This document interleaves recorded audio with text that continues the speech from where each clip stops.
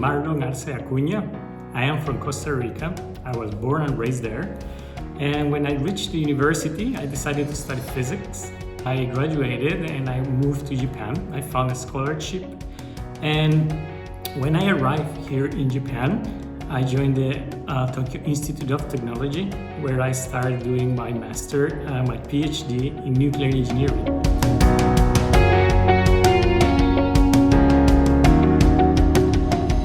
My research is about tsunami simulations.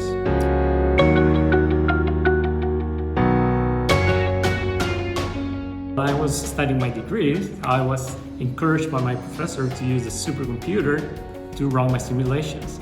I was very fortunate that the Tokyo Institute of Technology has its own supercomputer that is called Tsubame.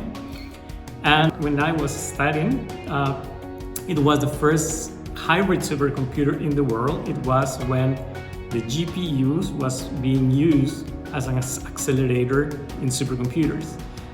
This was a really exciting moment for me and a very exciting introduction into high-performance computing. So after I graduated, I stayed here in the same university and I work at the Global Scientific Information and Computing Center as a researcher. So what I do in my day-to-day is I have to check my emails and also have to attend some meetings.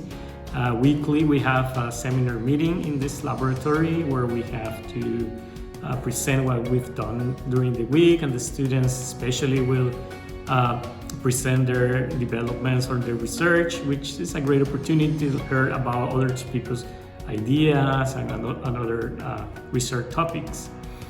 And after that, I have to do my own research. So what I do is I work on my laptop or on my desktop if I am in the office, and I use C or CUDA. I connect remotely to the supercomputer, so I can work from anywhere, really.